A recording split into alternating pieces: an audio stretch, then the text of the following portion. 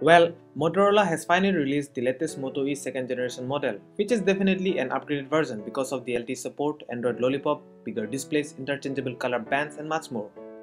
So let's review the phone in details. First, let's talk about the hardware.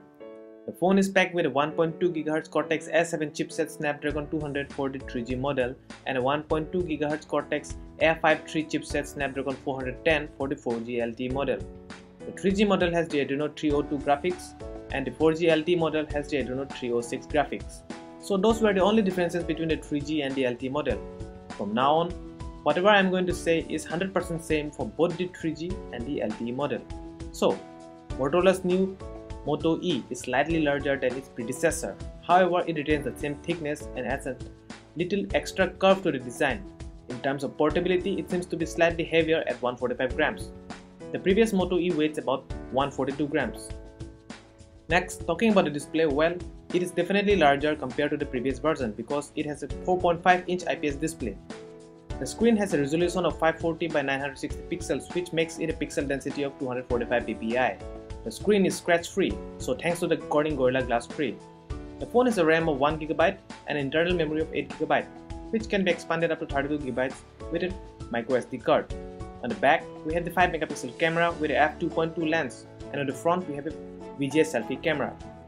It has all sorts of accelerometer, proximity sensor, ambient light sensor, Bluetooth, Wi-Fi, hotspot, GPS with assisted GPS, GLONASS, FM radio with RDS, and micro USB version 2.0. In terms of juice, the Moto E 2015 model is powered by a 2390 mAh battery. This is a jump from the 1920 mAh battery found on the first generation Moto E model.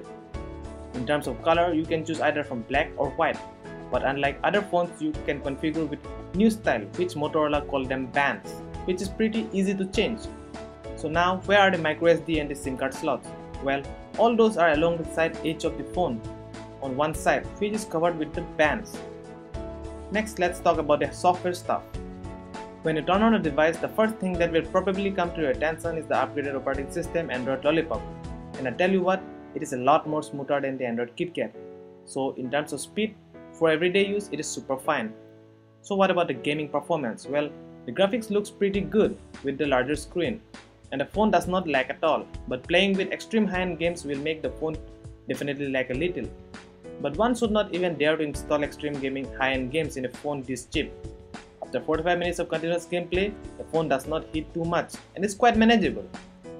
The camera has been definitely upgraded, but not in terms of pixels but in terms of focusing mode. Now we have got the autofocus mode. Plus now it can shoot 720p videos at 30 fps, which is really another plus point to the camera. The still quality of the camera as well as the quality of the 720p videos is absolutely fine for a phone at this price tag.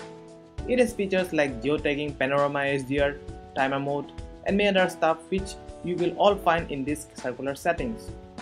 But the quality of the front-facing camera is horrible due to the VGA lenses.